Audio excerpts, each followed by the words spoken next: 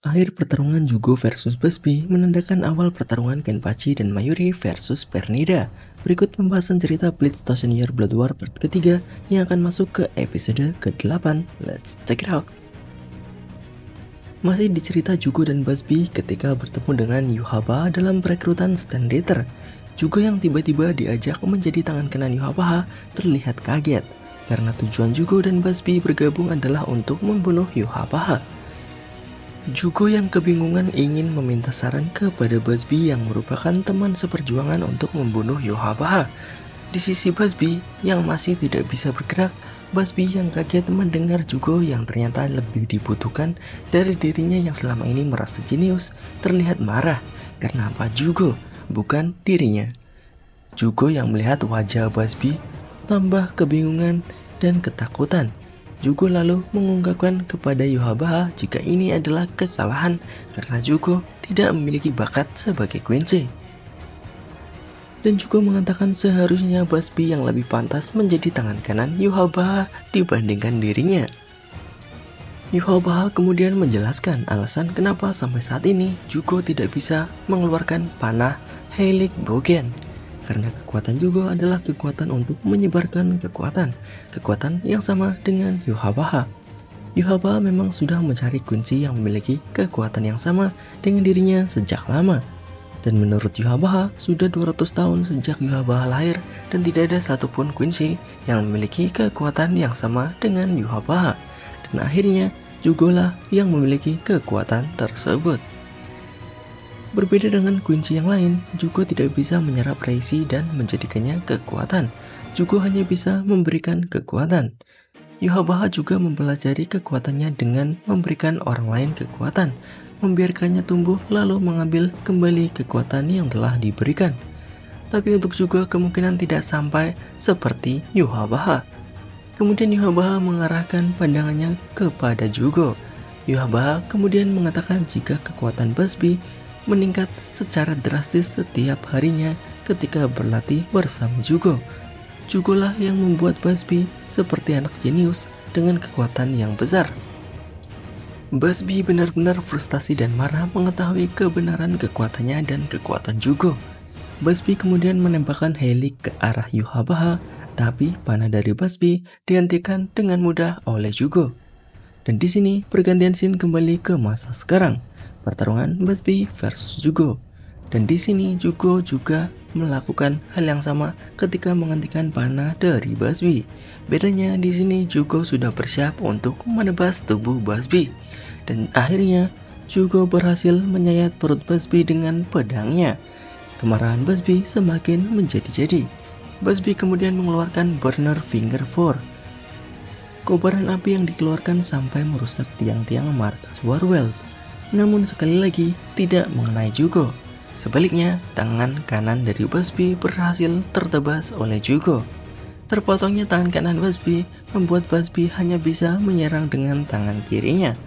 Kali ini Busby menggunakan seluruh kekuatannya untuk mengaktifkan Burning Full Finger, menembakkan apinya ke arah Jugo. Namun lagi-lagi Jugo berhasil menghindarinya dan berbalik menebas tubuh Busby dengan pedangnya. Busby kali ini sudah tak bisa bertarung lagi. Kematian yang tragis untuk Busby dibunuh oleh Jugo, teman terbaiknya. Di tempat lain, Litoto dan Giselle yang sebelumnya bersama dengan Busby ternyata sudah sampai di tempat Yhwach. Bukan sudah sampai lagi, bahkan salah satunya sudah mati. Giselle telah mati dan tinggal Litoto saja yang saat ini perutnya terbuka seperti donat. Litoto akhirnya ikut mati di samping Giselle. Yhwach di sini ternyata bisa menggunakan kekuatan untuk melihat masa depan menurut Jugo. Selanjutnya diperlihatkan tempat-tempat para Stafel berada. Geralt Valkyrie berlari ke arah ujung salah satu dari 5 titik di Warwell. Lalu Askin Cleaver masih bersembunyi dari Grimjaw. Di sini Askin sempat melempar sebuah bola kecil ke arah Grimjaw yang ternyata adalah racun. Grimjaw tak bisa bergerak karena racun tersebut. Lalu ada Lillebaro, pemimpin Stafel yang berhasil menembak Hisagi dari kejauhan. Dan terakhir diperlihatkan Pernida. Pernida berada di hadapan Kenpachi dan Mayuri. Kenpachi yang melihat sosok Pernida yang misterius langsung mencoba menebas Pernida dari kejauhan. Tapi Mayuri menghentikan Kenpachi. Sayangnya, Kenpachi terlambat untuk berhenti dan tangan kanan Kenpachi terlihat hancur. Seperti terkoyak namun masih menempel di tubuhnya. Tapi Kenpachi ternyata juga berhasil melancarkan serangan. Kepala Pernida terkena tebasan jarak jauh dari Kenpachi. Bukannya mati, Pernida terlihat membesar. Namun karena jubah dan tudungnya masih belum diperlihatkan wujud aslinya, Pernida terlihat berubah menjadi lebih besar dari sebelumnya. Setelah perubahannya selesai, tiba-tiba tangan kanan Kenpachi terkoyak kembali, atau lebih tepatnya berputar-putar dengan sendirinya. Tidak basa-basi lagi, Kenpachi menggenggam tangan kanannya dengan tangan kiri, lalu menarik tangan kanannya hingga terputus. Kenpachi mengorbankan tangan kanannya. Menurut Mayuri, jika Kenpachi tidak memisahkan tangannya, seluruh tubuhnya akan ikut berputar dan terkoyak sampai hancur. Mayuri kemudian mengatakan untuk lebih jauh dari Pernida. Kenpachi tapi tidak peduli dan malah menyerang Pernida secara langsung. Dan ketika sampai di tempat Pernida, kini giliran kedua kaki Kenpachi yang berputar dengan sendirinya dan sampai Kenpachi tidak bisa bergerak. Mayuri kemudian terlihat datang menolong, tapi Mayuri malah menusuk tubuh Kenpachi dari belakang.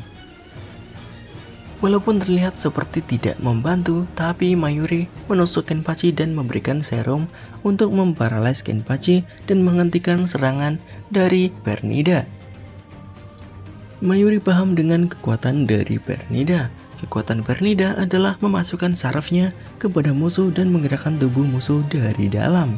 Dan sekarang, dengan kekalahan Kenpachi, Mayuri bersiap bertarung 1 lawan 1 melawan Pernida. Apakah Mayuri sendirian saja sudah cukup untuk melawan Pernida? Ataukah Nemu juga akan ikut membantu? Bagaimana menurut kalian? Tuliskan pendapat kalian di kolom komentar. Bye-bye.